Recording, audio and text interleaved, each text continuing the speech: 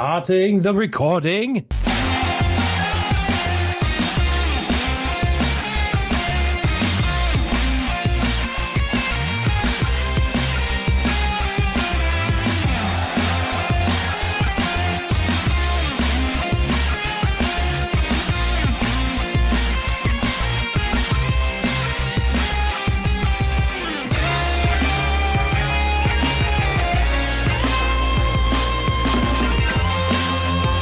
What's up, bitches?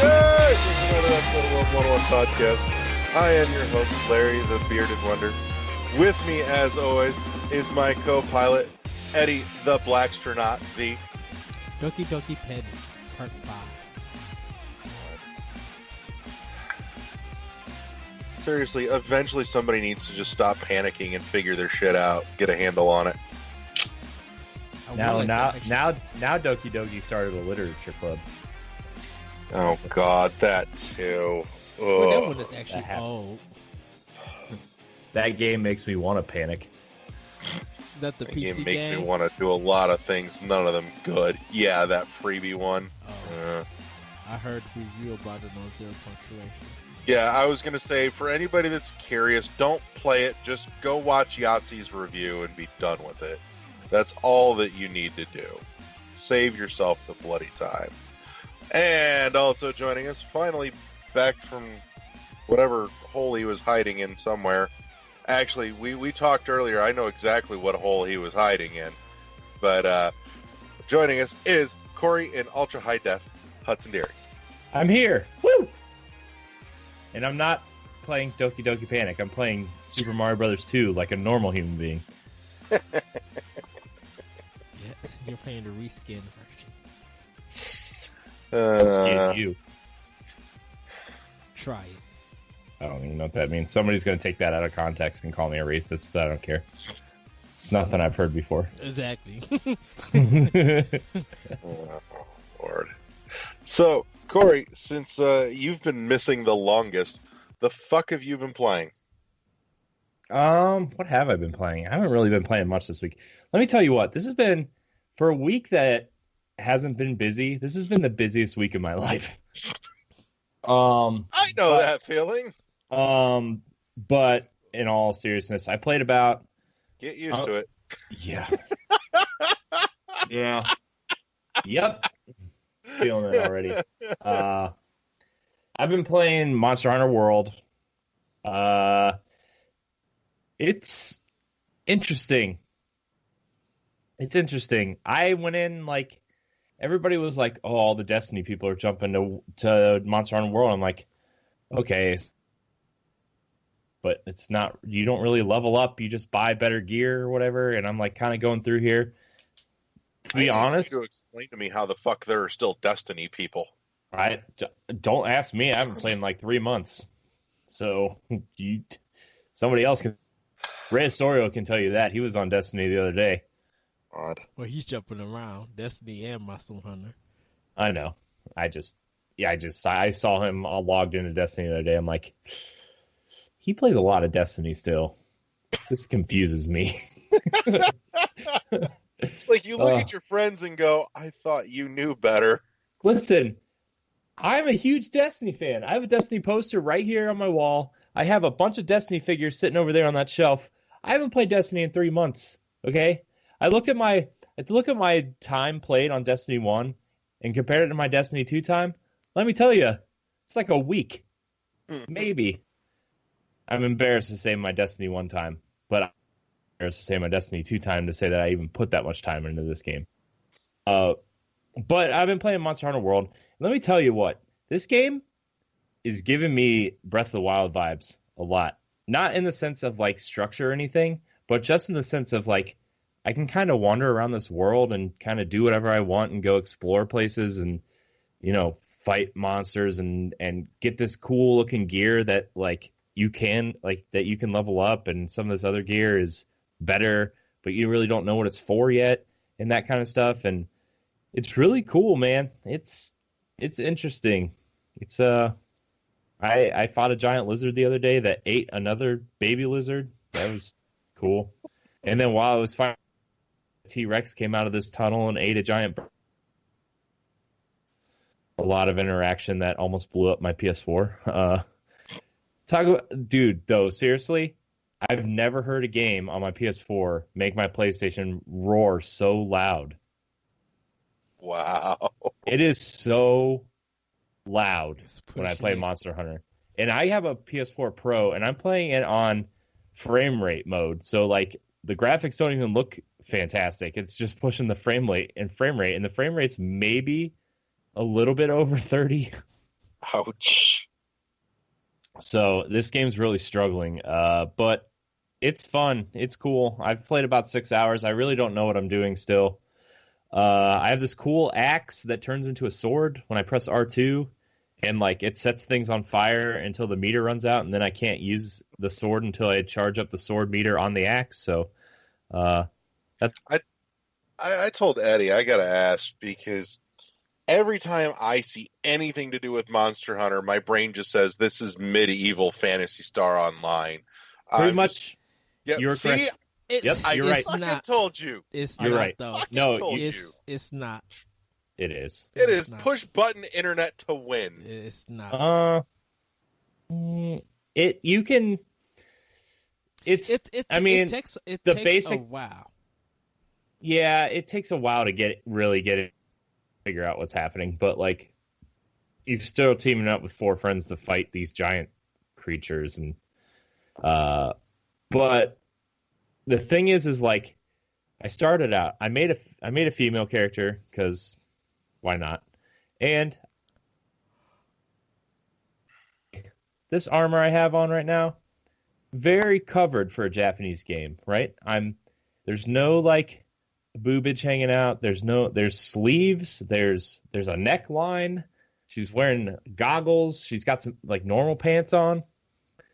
I afraid that like Corey equipped normal pants. yeah, pretty much. I went on.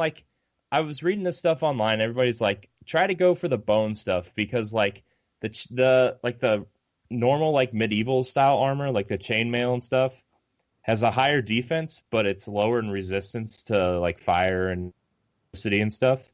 So you should go for the bone armor. I'm like, cool. I have enough materials to buy the whole first bone set. Totally a Japanese cave woman now. I just wanted to tell you. It's like this. It's like I'm resistant to fire. I'm super like I have like really high defense, but it's like A bikini. that's a little bit too coverage. So what you're saying is you totally just boned your avatar. Yep. Thank you. Hey, that's the title of the episode, by the way. Boning your avatar. Yep. Write that down. You got that, Ed? It's on. It's being recorded. Man. Oh. But in all fairness, I like the game a lot. I don't know like if I'm going to put a ton of time into this game, like 50, 60, 80 hours, but I might put 20, 25 into it and see where it goes. And maybe the end game will catch me. Maybe some friends will play with me and I can actually figure out what the end game of this game is. But, Dude, I'm going to warn you right now.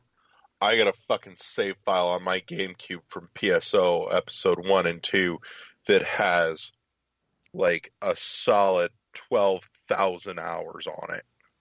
that's It's nuts. insane. That's insane. It's It's too much. dude, you get the right crew of people and that shit'll suck you right up. Like I paid, dude, I had the fucking broadband modem in that bitch and I paid for my hunter's license, and then when the service went down, I totally went off the fucking grid, and we did the less than legit online server that was actually better than Sega's, because they actually did like the holiday events that Sega promised and never did. Like somebody took the time to fucking go in and adjust drop rates for events and quests that never popped up online that were supposed to. They were coded in the game. Sega just never fucking bothered. But these guys gave a shit enough that they did.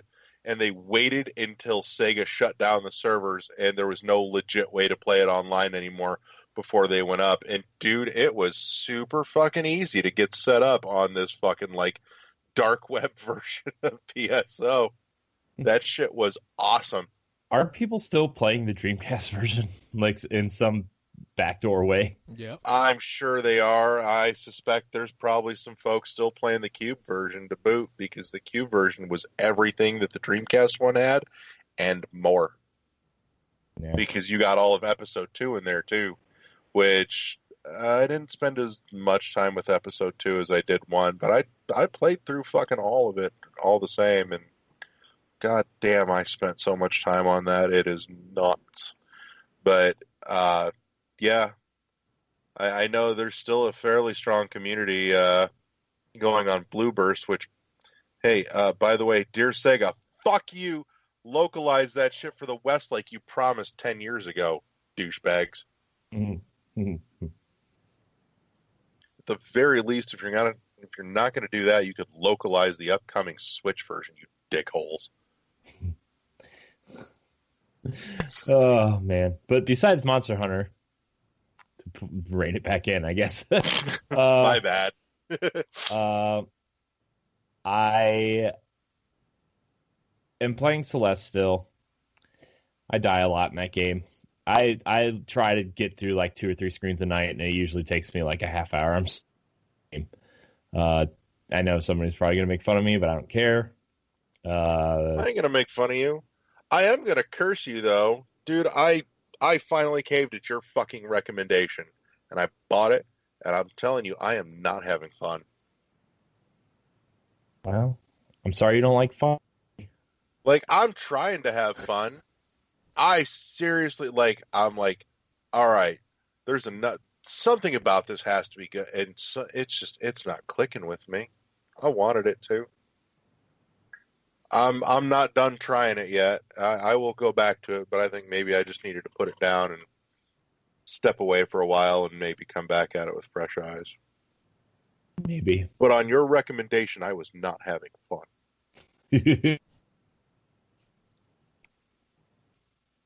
Sorry that you don't like my game of the year already. No, I'm just early kidding. for that shit. I know. Gosh, to be it's only fair, we February. were all screaming it last year in just about a month's time. I know. that's to be fair, we weren't wrong either, though. It's also true. Like, that is a rare occurrence that a game comes out that early and manages to hold on to enough attention to still sweep Game of the Year 9 months later. True. That shit baffles me. Well, Resident Yeah, Evil but 4 Zelda's did it. Zelda's amazing.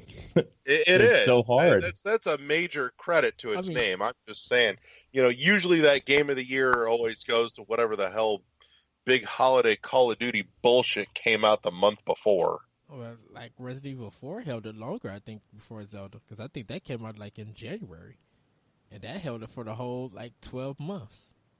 Yeah, maybe. I'd have to think about that.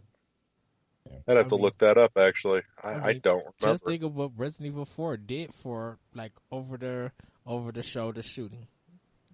You wouldn't have Gears of War or a lot of third person action games if it wasn't for Resident Evil 4. So, yeah, but I don't know. I'm enjoying Celeste. The magic is kind of worn off at this point, though. Now I'm just kind of getting frustrated because it's hard, and I just I'm not not having fun because it's hard. It's just when I play it at 10:30 at night and I just want to play an easy platformer, Celeste is probably not the first decision you should be playing. Yeah, that's one of those that you need to have your faculties about you in order to actually play. Yep, that's the one. That's the one where you sleep in on a Sunday. You have for your breakfast your Super Mario cereal and your banana, and some sort of energy beverage like coffee or store-bought energy beverage, which I prefer. And then you kind of sit in your gaming chair and ignore the world and go in and play it. That's what you do.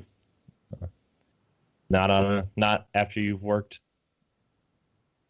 and am exhausted and kind of want to fall asleep, but not ready for bed.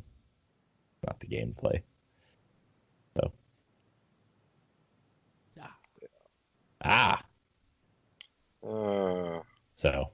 Is that the whole to-do list for the week, or are we missing anything? I think that's it. Right? I mean, I've played some more Super Meat Boy too, but that's because I play Super Meat Boy when I get tired of Celeste. That the fuck? That's like saying when I'm tired of drinking alcohol, I switch to like bourbon. When I'm tired of light beer, I switch to dark beer. Yeah. God. Jesus. Eddie, what have you been playing? For Hey, at least we got Larry to smile, all right? Right.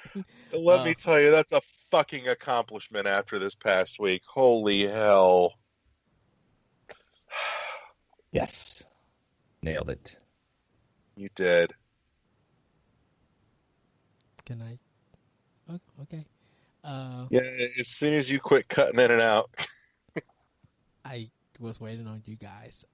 For Nintendo Switch, I'm almost done with Graceful Explosion Machine. Got like 6 more levels, and then I'll be finished with that.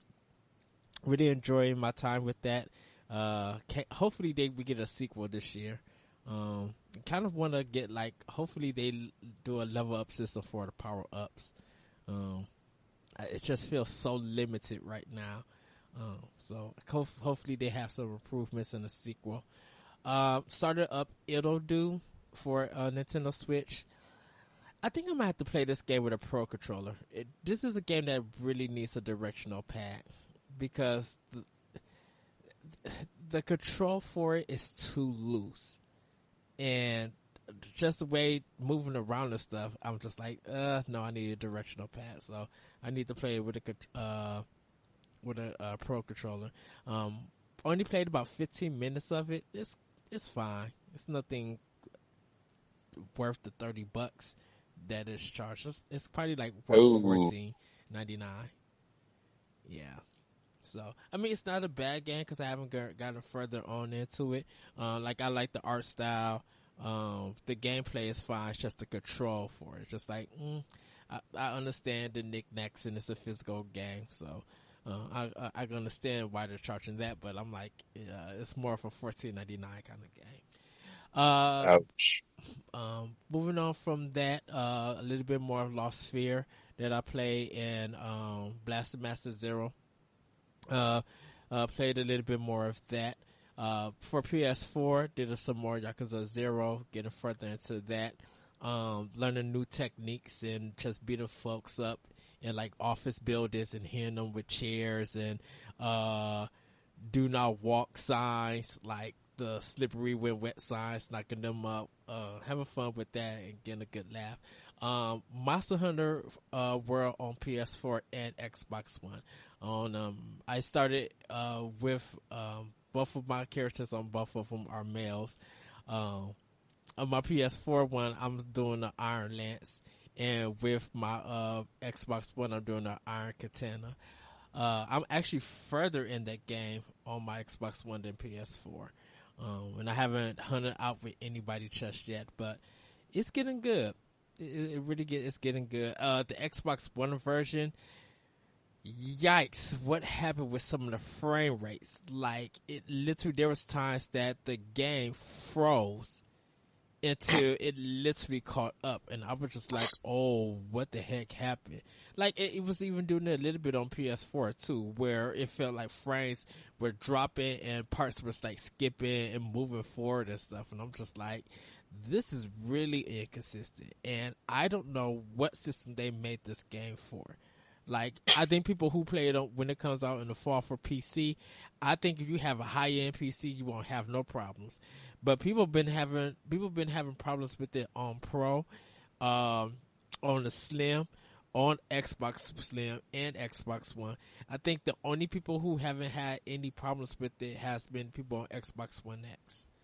Like, it's powerful enough for that game to be handled on that system. But I mean, anything else, it's just dude, like, the PS4 Pro is still struggling with it. Like, and I know it's not like a huge upgrade from the PS4 normal or slim or whatever.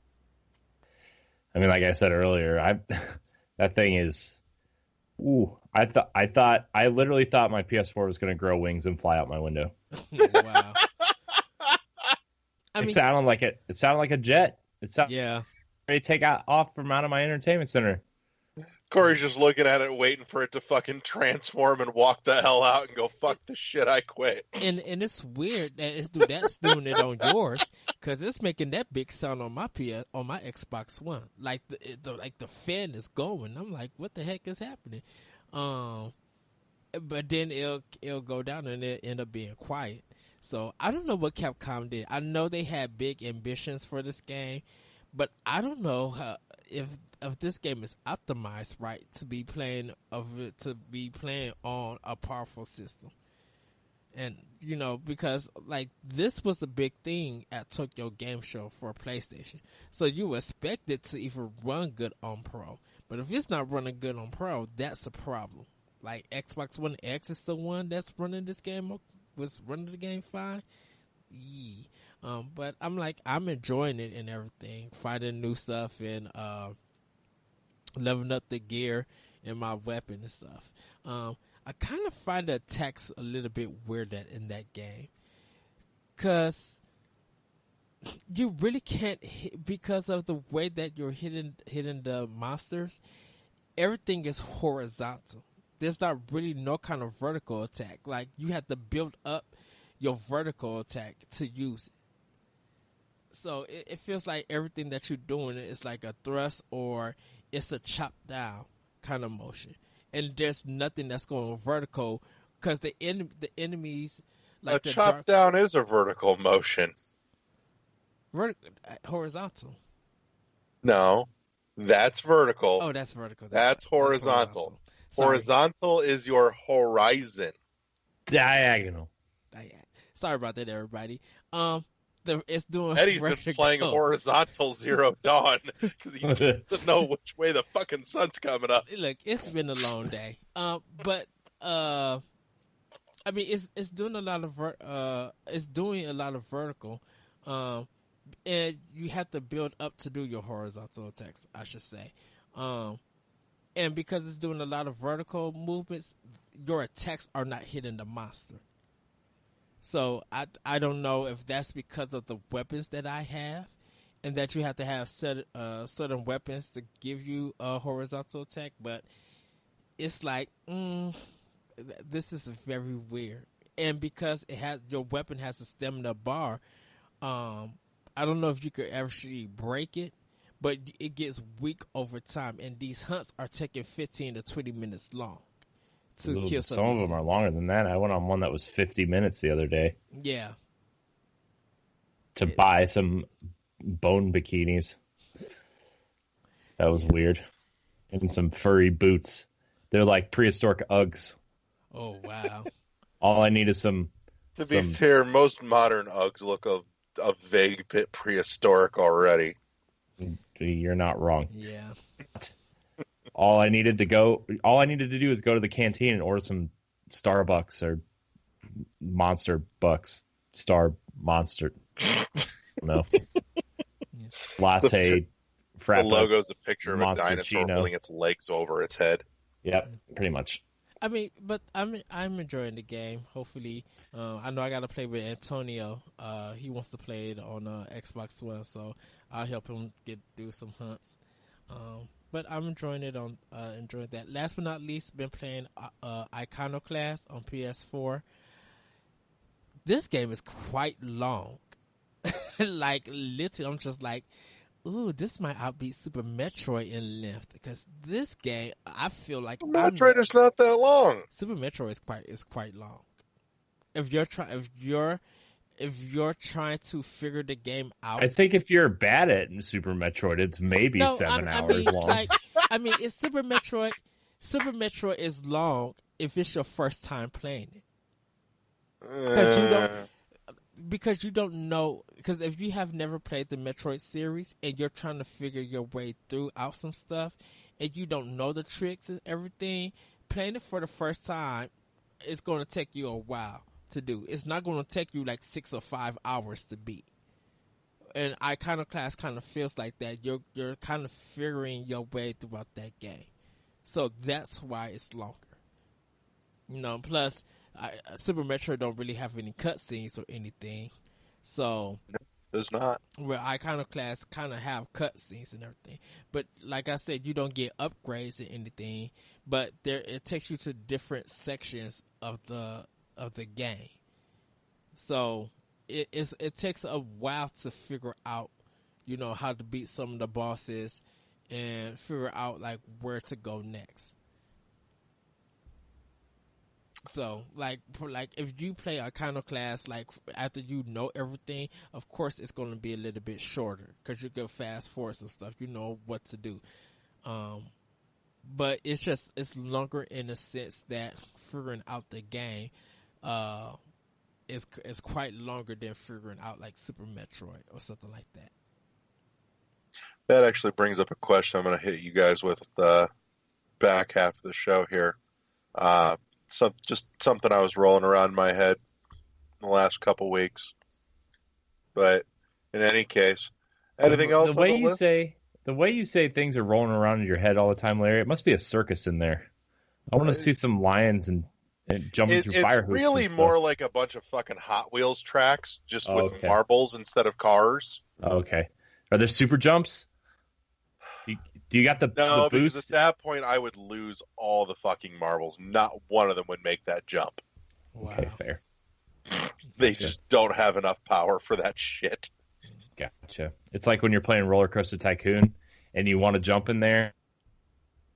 All the tracks have to be connected until you can just say, roller coasters that have boosters at the beginning don't have to have a connected track all the way around to the back because it can go backwards. And then you put a jump in there and you murder like 25 people. And then people still stay in line to ride Yep. the roller coaster. Hey man, if they want to pay $3 a ride to murder themselves, just saying. And all you got to do is close it and reopen it, and then Speaking of Roller Coaster Tycoon, it's coming to Switch. There you And go. they announced the modes, and they've got the funding, which is $10,000. How are you going to make a Roller Coaster Tycoon game for $10,000? Atari gonna have to do something.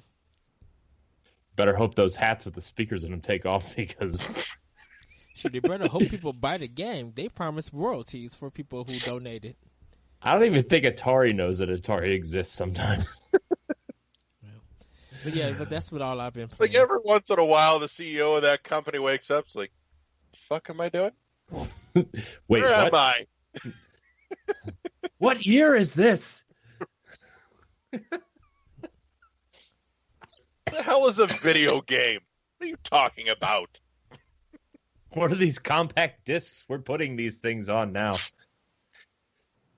My Sega Genesis can't read this shit. Why are there so many buttons on the controller?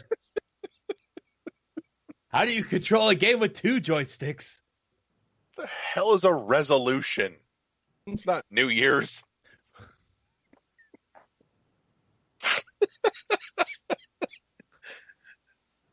In what world is E.T. considered a classic? Oh God, this went right off the rails, just like your fucking roller coaster. What do you mean there's 10 Star Wars movies? Like I imagine he just snaps out of a coma and screams, "Marty, what year is it?" Man. Oh God. Oh, man. World 1-1 podcast, everybody. Crack one open. Cheers. Salute. We'll be here all week, guys. That's right. Tip your servers. Or not. Oh, Lord. The hell have I been playing? Oh, I know what I've been playing. Yeah, I've been dying to fucking have words with you about this, Eddie. I finally started playing Rime because I broke Uh-huh. down and I activated my 2 week trial for Game Pass because Rime was up there. And I see you playing Ryan. yeah, at present I have some time to spend, as it were. I'm And shocked that they even have it on it. On Game Pass. yeah. So in any case, first and foremost, holy shit, this is like the least subtle metaphor for death ever. There is a literal head for the light moment. Jesus. Really? Could you like hammer that any fucking harder? Wow. Like not even trying at this point. I mean, you don't expect that. I should say. Yeah, You look at because the it. chapter names and it spells it out. I mean, it makes you feel like you're on an adventure, so you don't know what is going on. No, at the end of the first chapter, you instantly know what the fuck is going on, and at this point, it's just a downhill ride to the end, literally. But in any case, we've been talking about frame rate problems with Monster Hunter. I am at this point, anybody listening to this show should at some point have seen footage of Rime. This is not a visually complicated game. How in the fuck in the middle of cutscenes is this game skipping frames? What the hell? I'm Like, still waiting on the Switch see, patch. I haven't. I got it for Switch. Yeah, word has it that might not even be coming. I There's have talk it that for, that patch got so big that it may actually get rejected. I know. have it for PS4, and I didn't have any frame rate problems in its I'm, cutscenes or gameplay. So I I'm don't. watching it I on don't. Xbox One and it's missing shit. Like I'm playing this going, what the fuck kind of garbage did you build that you can't run this properly on Unreal 4 engine? See, I think it's Seriously. because they've been designing the game for PS4. And When it looks the way it does, there is no excuse. well, I None. think that see, I don't know what their porting process was to Xbox One. Switch, I know they have problems, but I don't know about Xbox One. Clearly. I think because they were building the game for PS4, they had more experience with it for PS4, so the build was better. But yeah, I just don't know how the Xbox One version was. I know some people said that it's been a problem across all three platforms with some of the frame rates, but I haven't had that problem. So Yeah. So, it just in regards to the game itself, though, negligent of performance issues. Um, the opening kind of pissed me off, to be completely honest. Like the first section of that game, the first four statues, mm-hmm. felt painfully aimless. Like you're no fucking clue, like no context, just like, okay, I should walk up to one of these because it's glowing. It probably does something, and like no fucking prompt for anything because they don't tell you what any of the fucking controls do.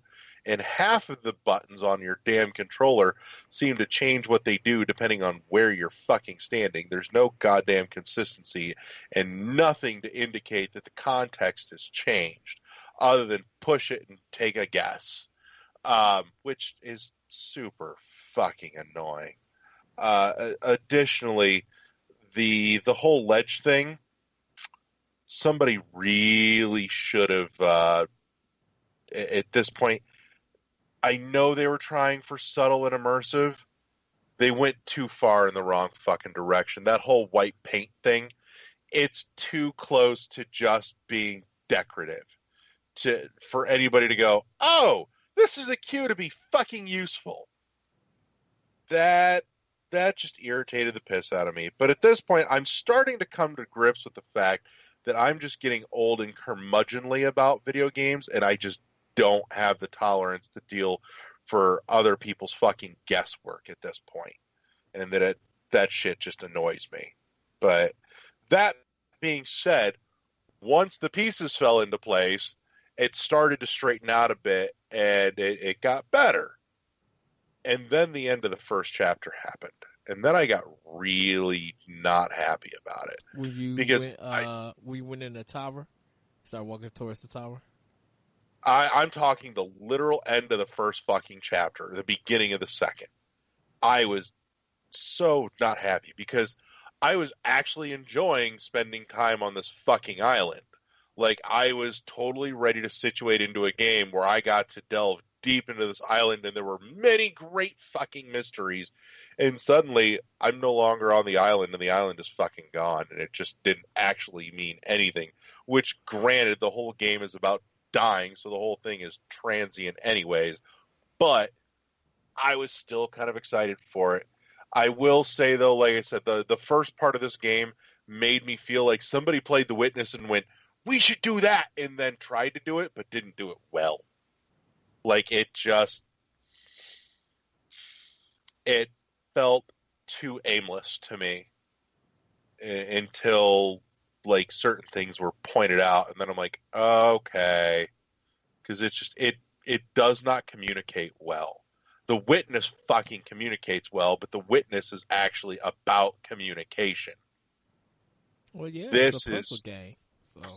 Well, no, it's not just that it's a puzzle game, but The Witness is about learning languages. Well, yeah, but it's in a non-text driven way. But it's still a puzzle game where you are solving puzzle after puzzle. You are using logic, and sometimes the logic that you have changes. So now you have to adapt to it. You know, there's not really a story being told in The Witness. In that context where you know The Witness more for its puzzles than you would know Rhyme for its puzzles and story and stuff like that. You know, they're like separate adventures where The Witness's story is far more subtle than Rhyme, but the story is there. But the intent behind those two games is entirely different. Right. The intent behind The Witness is actually about communication. It's about learning to communicate back and forth between the game universe and yourself, whereas Rhyme is not about communicate. Rhyme needs to have better communication, but it is not about communication. Rhyme has more of a narrative. It's a story. It's a story that is telling. Rhyme has a more obvious narrative. There's a difference. It's not too obvious because something could switch in the game that you never know. It may look obvious at one point, but it may actually change. You know, and you don't have that in The Witness, where there's no narrative in that game that just changes at any moment.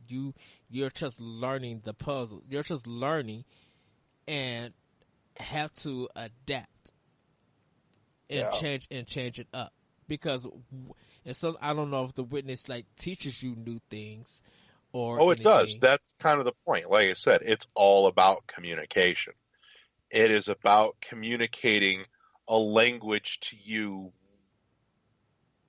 without you knowing how to speak that language in the first place. Like, you don't get an interpreter. You have to, like, beat your head on it until you can speak it. Right, and Rhyme doesn't do that because it does, but it needs a little bit of that. Right, it's trying to go for this narrative and this adventure, like it's giving you these little puzzles and kind of making you think and stuff. Not make you think a lot, but just make you like have some kind of form of progress to have your narratives to be told. Yeah. So, but that's a big hunk of what I've been playing this week. I also jumped on with the NVC bunch on Friday and did some Mario Kart 8. And I'm going to just put it out there. One of two things is a factual reality. Either A, I am super fucking rusty at Mario Kart, or B, I am just playing shit at it. Because holy crap. Like, I'm inclined to believe that I'm awful at it and that all my friends are actually just objectively worse than me. Because anytime I play with my friends, I am consistently winning everything. Anytime I get in on Mario Kart Friday over with the NVC guys, I just get fucking obliterated, and after about 2 cups, I stop having fun. So, I know that sounds entirely petty and shitty, but honestly, constantly getting your ass kicked is just not fun for me. Like, I get it. I don't have an expectation of winning all the time, but seriously, dead last for 4 out of 8 races, fuck it, I'm out. It's not fun anymore. And that sucks. I fucking hate having something that I like become not fun. That shit genuinely breaks my fucking heart.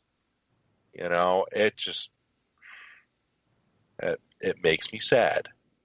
I don't want to be sad. I don't want to be sad. Get good. Yeah, I got your get good right here. Blow me. Dude, if I stop playing games... Quit salivating. If I stopped playing games after people told me to get good, if I stopped playing, I would have stopped playing like 20 years ago, dude. Let's see. I know I've been playing something else here this week. I fucking have to have. I've had the time. What the hell have I been playing? Oh, yes. I knew I was playing other shit.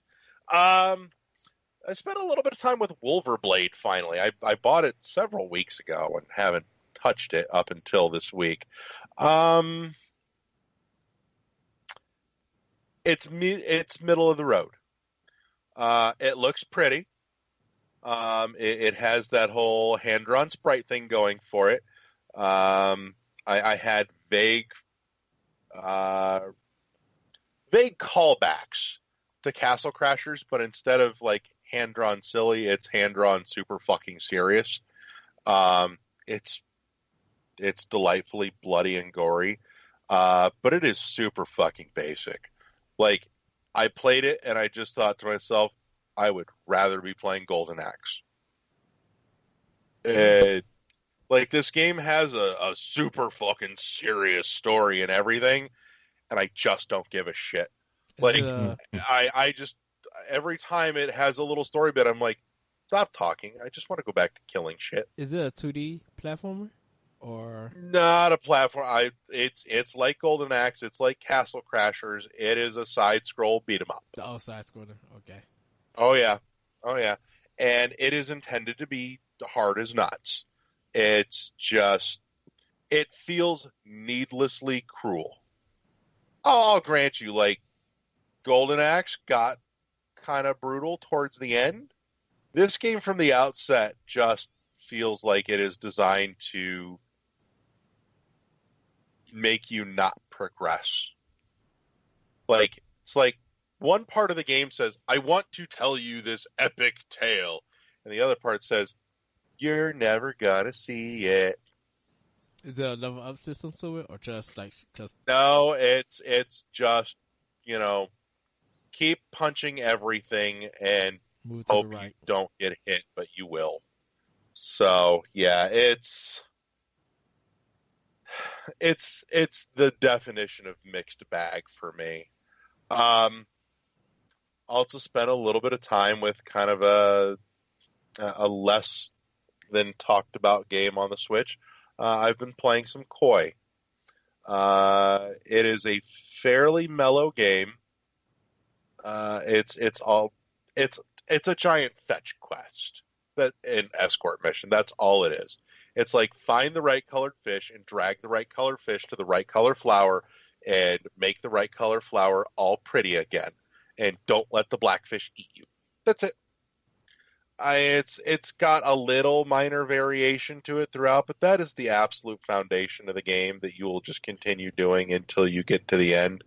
And there's some story in there about how the river's polluted and shit, but I so don't care. I just played it because I don't have to think real hard.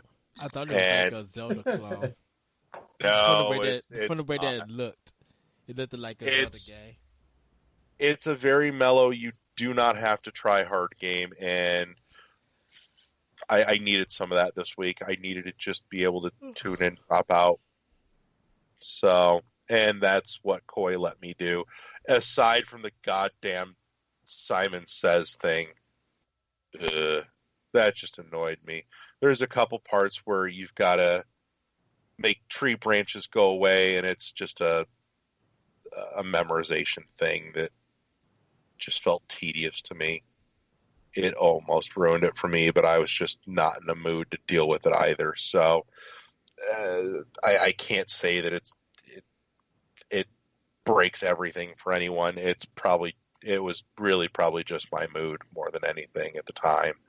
But for what it's worth, it's cheap, and it's good to have something on there that is seriously just a zero thought game, and that's what Koi is for me. And I've had need of that this week. I'm feeling like that's most of what I've played. Yeah, I'm going to say that's most of what I played. So, so news for the week. There's been a couple bits and pieces of goodies. I know, Eddie, you and I talked about some of the stuff that happened about halfway through the week, because that's the last time we convened the Council of Nerds. Yes. But that's not to say that a few things haven't come about since. Of note, at least in the sales department, I'm going to say you all need to go check out Best Buy right now. They've got a good handful of Switch stuff on sale. In particular, and I'm not going to lie, I'm still salty. They have the physical edition of Rocket League for $20, and if you've got their Gamers Club Unlimited, it's cheaper than that. So if you haven't bought it yet, which at this point there's a physical version, there's a digital version, you should have one of them by now. That's a great way to go buy it.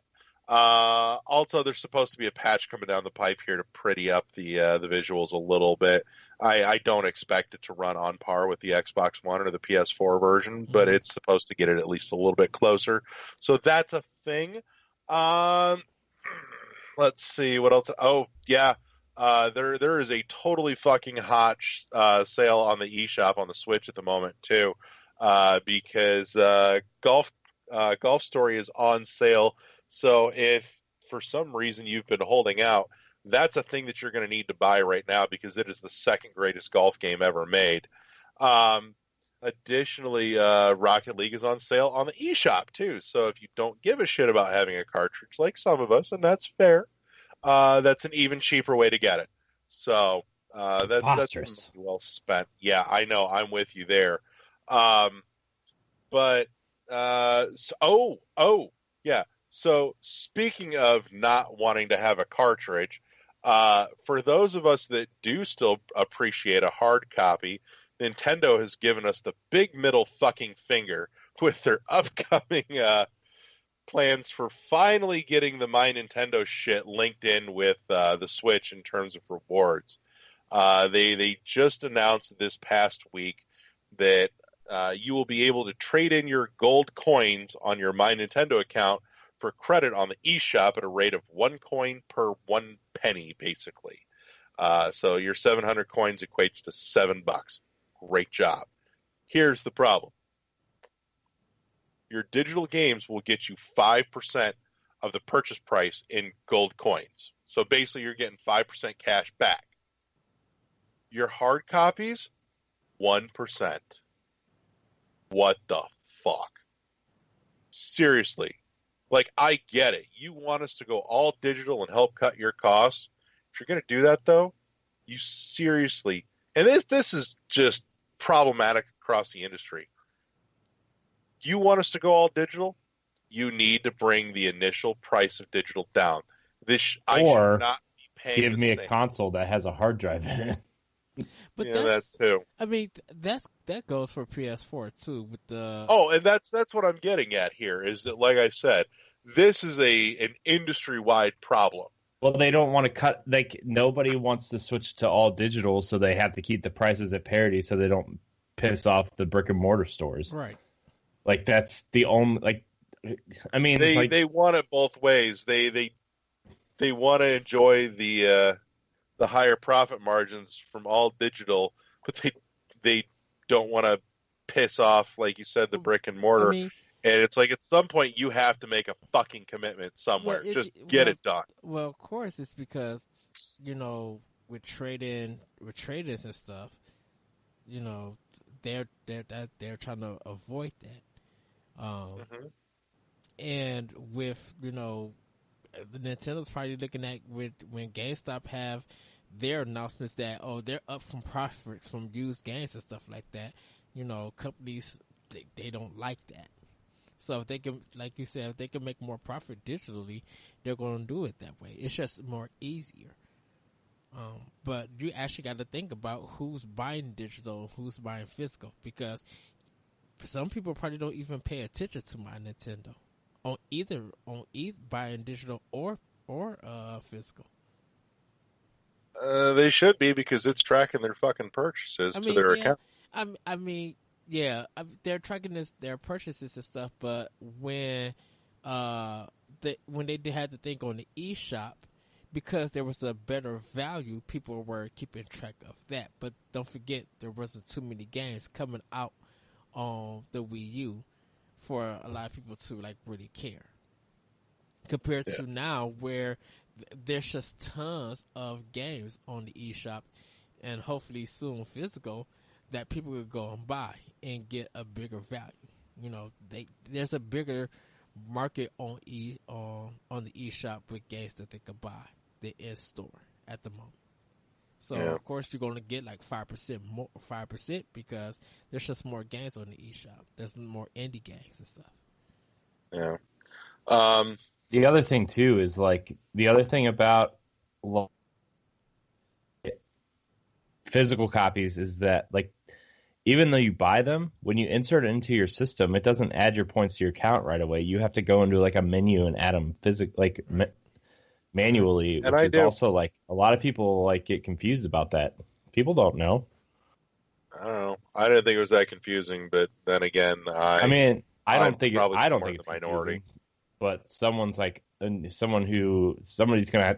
I guarantee you, someone's gonna have to look it up. Right. There's always that one person. Thanks for that, Steve. Jackass. So, anyways, but yeah, that's a piece of news. They've also announced too that should be coming just in time to make sure that you can spend those gold coins that you got from when you first bought your Switch, because it'll be coming in just under the line there from when those are due to expire. So yeah. Make sure you all get on that and use them up right quick and in a hurry. I doubt anybody would be upset if they lose them. I'd be irked. That's fucking money. That is now officially money. He's not wrong. It is money. That shit's money, yo. It's digital money. That's still fucking money that I don't have to pay out of my fucking bank account for video games. Yeah, but shoot, that means you have to buy a lot of the video games and do. I've bought a ton of video games. Yeah, but you bought indies. I mean, talking about buying. I mean, I'm still getting coins. I mean, but you're not going to be trying to save up all that money to get The Legend of Zelda: Breath of the Wild for free on Switch digitally. You're not going to try to buy a whole bunch of games. That's going to buy me another indie game, and it means that I can pay less for it out of my own pocket. But then you still have to wait for that indie sale to go on sale, unless you're getting a lot of money back. Well, like I said, 5% on digital, 1% on hard copy. I've got some fucking coins banked, I'll tell you. So, that what I've got banked may actually be the deciding factor between me getting something that's at a $20 price point and not getting it. I might look at it and go, $20? No. 13? Maybe. Okay. So that's enough to make a difference for me in a lot of cases. So, but Let's see. What else has been happening in news? Corey, Eddie, throw me some news. What do you got? I have nothing. No, I Thanks, really don't have Eddie. anything either. Except for the simple fact that Metroid Prime 4, it seems... God, this is not news. This is all still rumor. I'm Everyone just get out saying... your salt licks. No, it said, like, the original rumor was Namco Bandai Singapore, but now it says... The new rumor says... The new rumor says that Namco Bandai Namco, whatever, figure it out, changes every day. Japan is taking over primary development while Singapore is on asset design and systems. And yet nobody from Namco has actually confirmed any of this. No, they're not going to do it. They're on a contract with Nintendo. No, they Which means it's still a goddamn rumor. Just a picture. It's just a picture of Samus's helmet on a whiteboard, and a bunch of developers are coloring it in. Hey, we're kind of working on something over here. I think if they do a Nintendo Direct, then whoever's directing or producing Metroid Prime 4, they'll probably come in to say who they're working with, because that's what Sakurai did with Smash Bros. 4. Well, for Smash Bros. Wii U and 3DS, how he announced that Nintendo was working with Namco Bandai Namco. So they might be the same thing. Here's my other problem. I am still not sold on Bandai Namco's fucking resume as to why they should be doing Prime 4. They have a better relationship with them, and Nintendo's probably using a lot of Japanese developers. They probably got some future games and contracts that they're working on. So the only thing I can think of is like they don't have a lot of. I mean, I don't think they have any experience in first person genre, but they do have a lot of development teams that work on, or they partner with a bunch of teams that have a lot of work on interconnected worlds and getting places, finding secrets and stuff. Like, they do have that. That's the first fucking valid argument for this that I've heard yet. But think about it. You know, Nintendo secretly work with relationship with the development company does not mean that they have a track record that qualifies them to work on this. But that being said, starting from scratch, there might be something there. It might be their fucking thing and just nobody's hit on it yet. But I'm just looking at the back catalog going, somebody show me why I'm supposed to be excited about. They made a Metroid map that looked like a Pac-Man stage. But think of Mercury's. Think of Mercury's theme or system, whatever it is, doing Metroid Samus Returns. Like, they at least had experience doing Castlevania. But they were already in the genre. But they were forced into that genre. Mercury's theme didn't have no way of designing the game like that. They took Castlevania, looked at God of War, and used that as a foundation. They looked at Symphony of the Night or those old Castlevania games and used it from that. You know, Metroidvania kind of theme. They haven't did anything with any other company. I'm talking about Mercury City. They just got their reputation back working with Nintendo to make this game. So yeah, whatever experience they had for working that 2D Castlevania, Nintendo came in and proudly worked with them to make a better game, to get that reputation back. Yeah, you know, I mean, I agree with you. Bandai Namco directly might not have worked on like interconnected worlds or first-person games or whatever, but they have a lot of connections with a lot of developers, and like maybe they're pulling devs from other teams. Like, I mean, they don't own From Software, but right. From Software has a huge stack of games. I don't know, Dark Souls, that have hugely interconnected worlds, and you know they do a fantastic job of connecting those worlds through puzzles, through shortcuts, through backdoors. Finding different ways to get into different places. You know, they could pull devs from there. They could pull devs from some of these other other like, and I'm sure Nintendo's lending them plenty of talent and to and, oversee the project. and Bandai Namco, because of working with Nintendo in the past, they know how to polish stuff right. Hmm. You know, Plus, I'm sure even though Retro's not working on it directly, right. I'm sure they have advisors that say this is how we worked on this, or they're going to Armature because a lot of ex Retro people went there, and like even I directors, they was, have advisors or something. yeah, I was gonna say at this point, I wouldn't consult Retro for much on it because so much of what was Retro Studios during the Prime years is gone. Yeah. And So that's fine. I think because when you look at Recore, just because those developers left and went to go make something on their own, you don't see the Nintendo polish in that game. That those no, old you don't even see a finished fucking game for a year. well, that is true, but you don't Fucking see douchebags. but you don't see that polish. And Nintendo probably restock people at Retro because Retro is now doing their own game. They know In what theory. Nintendo expect. So if they're having a problem, they could go to the other people in Nintendo developers there and be like, "Can you check this out? Give us some ideas, see what we could fix." And that's what's I'm probably not happening convinced. with Bandai Namco. I'm not convinced Retro Studios at this point isn't just sitting on their thumbs watching the internet lose its fucking mind and laughing.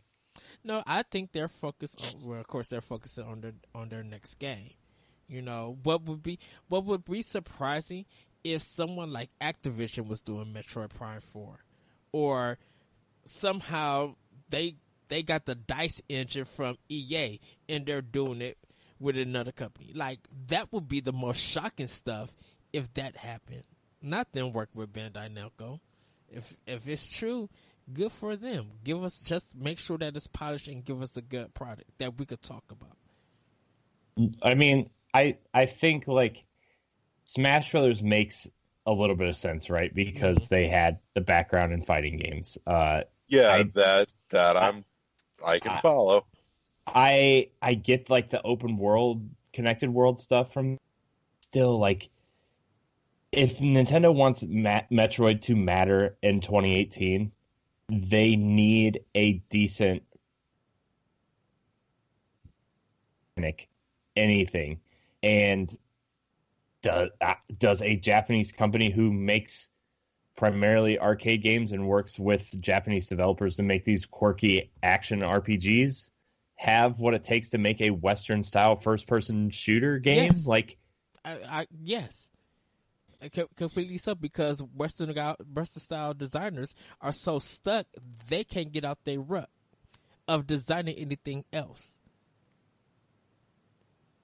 I don't know. I think the same could be said of Eastern development too. Eastern development has more experience in working with different genres of a game.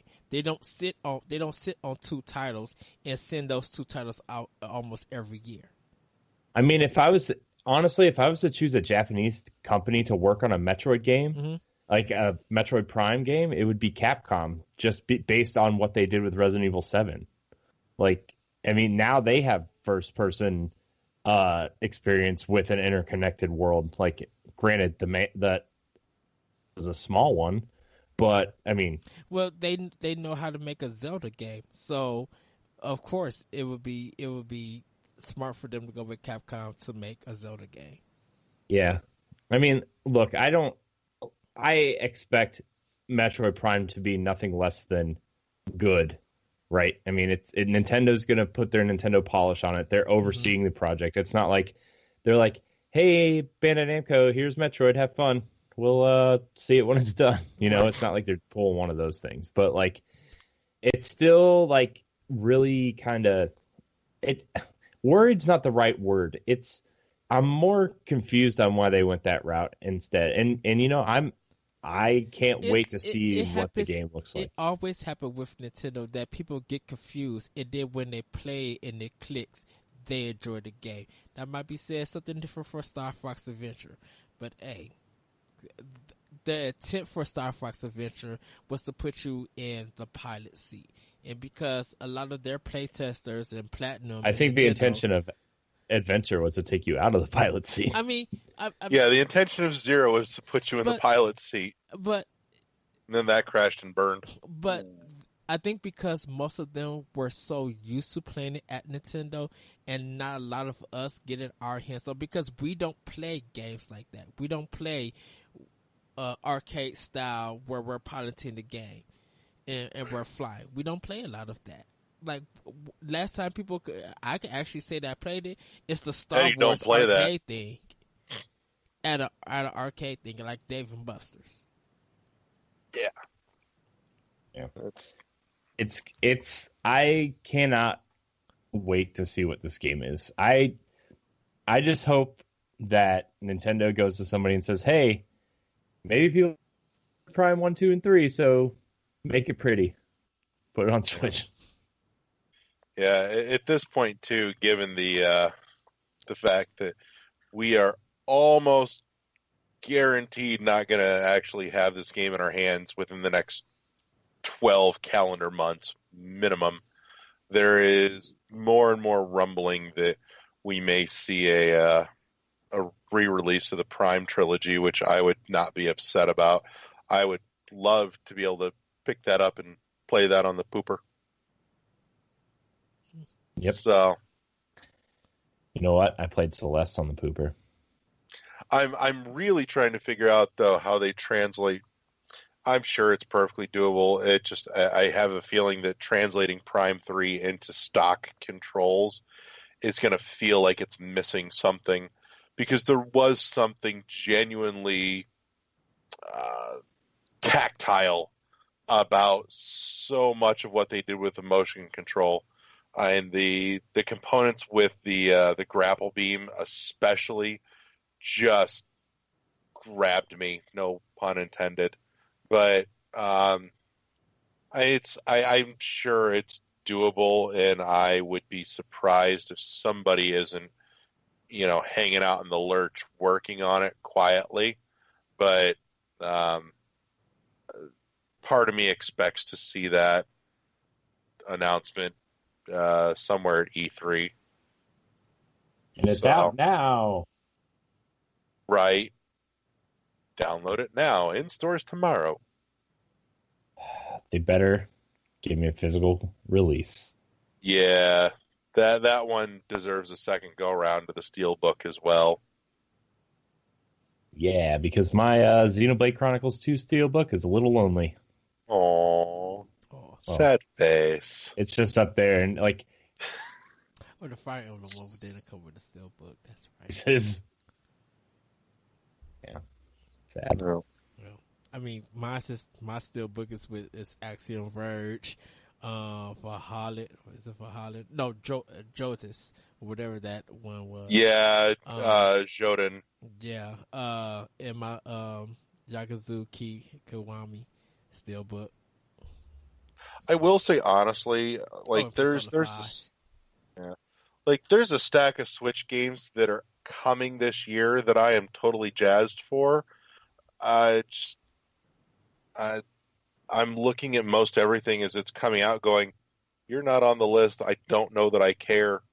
Like every once in a while something pops out and grabs me, but for the most part, most everything that I want, that I know of this year is on a list, and it's a short list. Like, Owlboy is coming up here real soon. I know I got to hold out a couple of months for a hard copy on that, but at least I know it's coming. Hollow Knight got kicked back to some undisclosed date, but I'm sure it's still going to make this year at some point. Dead Cell's coming this year. Totally jazzed for, really hoping for a hard copy, but I'm not banking on it. But, it's a short list, but that shit's got me jazzed for this year. This has got to get out of early access. Before I know. But anyways, that's all I got. Yeah, it's slow right now, man. It is. It's slow until Friday when Bayonetta 2 comes out. Yep. Yeah. Again. Yeah. That Still no physical in release the for one. states. Ugh. Shit. Yeah, I know. It's horse shit. It's all horse shit. But in any case, that being said, everybody, as always, you can find us at our home on shoutengine.com. We are also on your easy and convenient mobile devices, both on iTunes and Google Play Music under the podcast section there. So we are easy to subscribe to so that you can get our stuff automatically downloaded to your device of choice every week whenever we put out new nonsense. Also, make sure you check out all of our hotness on the NGR YouTube channel as well. Not to mention all the other insanely good, delicious content that NGR puts up, including the actual NGR show, Arsenal X, Nerds Gone Platinum, and Pal Block featuring both Corey and Eddie. And also, I will definitely at least put out there this time, make sure you check out the Facebook page. Hit the like button. There's a couple of new, fresh pieces of writing as things are resettling. There's more content coming. I've settled back into a little bit of a writing groove, so we should see more of that coming up there. Other than that, For those of you that don't know, the like button is the one that looks like a thumb that goes that's up. right. We entirely encourage you to use that button and leave some feedback. So we like hearing from you. We know you're on the internet, and we know everybody on the internet has an opinion. So let's hear it. No. Internet doesn't have opinions. That's a lie, sir. Yeah. So, but that's it for us. Yeah. All right. So, boys and girls, we'll all see you next week. Good night. Bye, everybody. Peace.